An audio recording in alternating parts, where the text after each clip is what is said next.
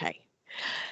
Good afternoon. Hi, Bill. Really lovely to see you, Hi, and Tammy. really delighted to be talking to you about this book, the Hoshin, Kanri and Higher Education book that is coming out today.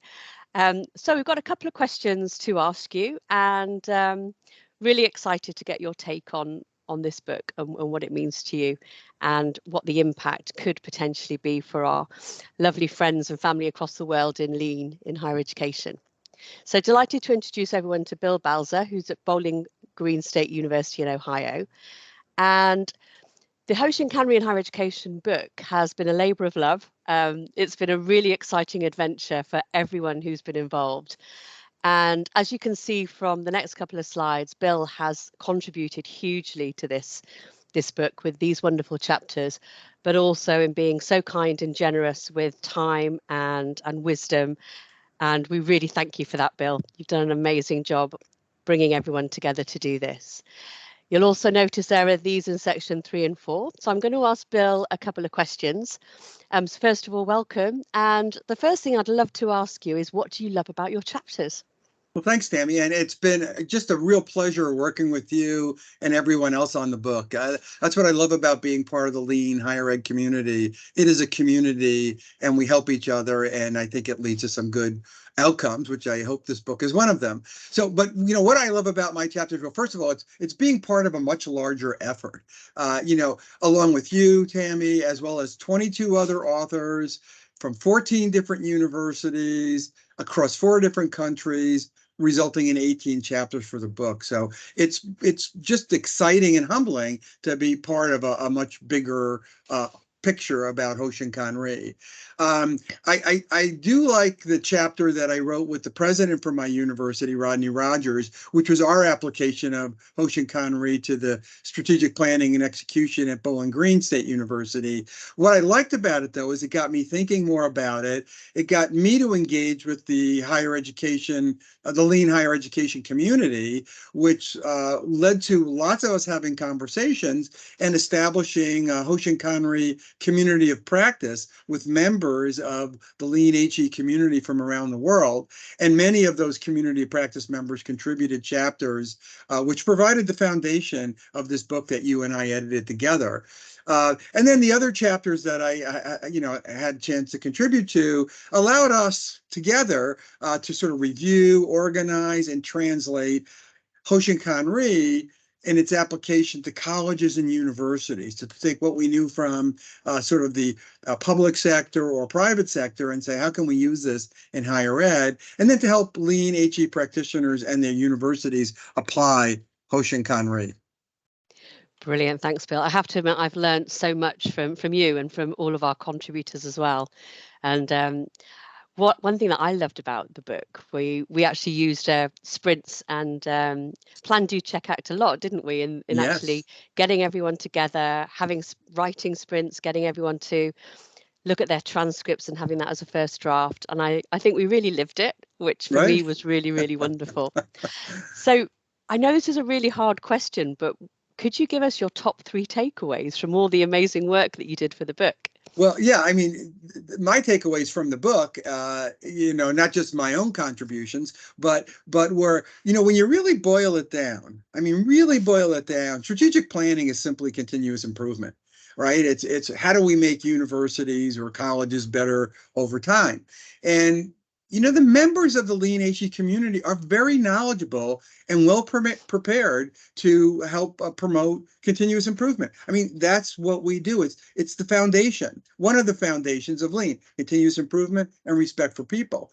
So what I really like is, in this first takeaway, is that we can all play an active role in leading strategic planning efforts at Hoshin Kanri. Might not be part of your job description now, but we are very well prepared to be more engaged in strategic planning.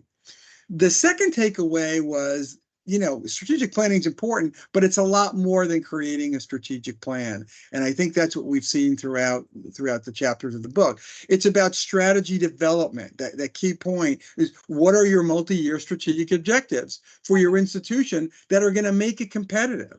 I mean, not just to have an objective, but what's going to make it competitive and successful. And increasingly, and I love this term that you brought to us, VUCA, in a volatile, uncertain, complex, and ambiguous environment. So we need to be much better with strategy development, not just creating a strategic plan, but strategy development. Then there's strategy deployment, right? You got a plan. You don't just put it on a shelf or assume people are going to follow the plan. You know, how will employees at all levels and across all functions contribute to reach these strategic objectives? So how do we engage employees and pick their brains about, look, we need to achieve this objective. How can you contribute? What do you think we need to do together to be successful?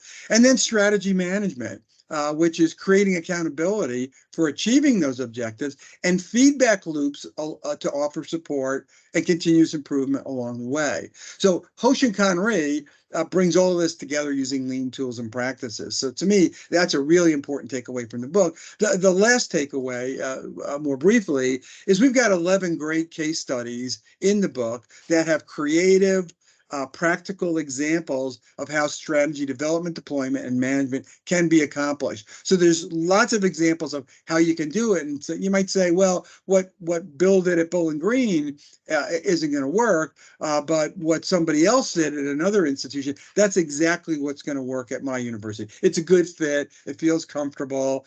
It'll work here. The thing that I love about this as well is we've got our X matrix, which gives us the overview, but then we have nested X matrices, we have nested PDCA, Plan, Do, Check, Act, all the way through the organisation. And it's really great to see people giving it a go.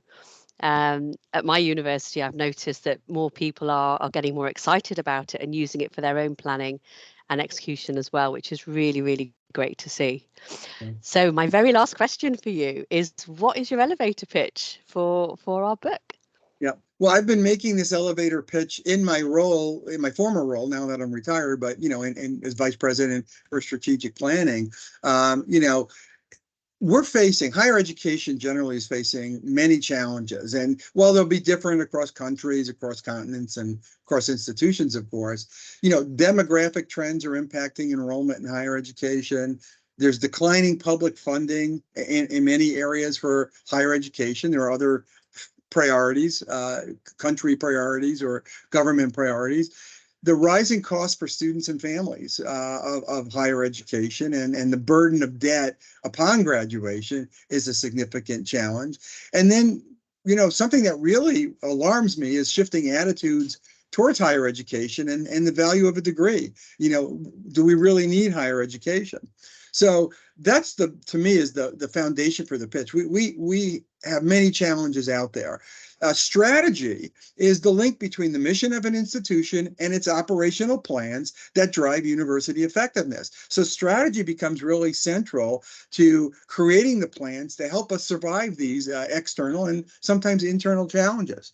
So Hoshin Kanri, in my mind, provides a more comprehensive approach to strategy. It talks about development, it talks about deployment, and it talks about management, all in ways that can be adapted that are compatible with the history and culture of the university. So I think our book that we have all contributed to, all the chapter authors, helps lean practitioners expand their knowledge about Hoshin Kanri, as well as their skill set for applying Hoshin Kanri. So how do you get started and begin benefiting from Hoshin Kanri? The book together offers a well-integrated system of strategy development, deployment, and management that actively engages and learns from all employees, that's the respect for people part, to continuously improve the CI part of your institution. And importantly, the book also can help leaders understand, and we can get their support for the Hoshin Kanri approach and its demonstrated success to strategic planning. So that's my elevator pitch, and I'd love to see more people talking about it, thinking about it, and applying it. Brilliant. Thank you so much, Bill. So really, really excited to see what happens with our book and how people really use it. And I think the impact is going to be really huge for senior leadership teams, but also anyone within the continuous improvement sector, looking at these different approaches. And what I love about it as well is the stories that people have shared and people have been very, very generous to share what's gone well, what's not gone so well. So as learning organisations, it's really, really heartening to see. Thank you so much, Bill. Really, really Thanks, great to Amy. talk to you. Thank you. You as well.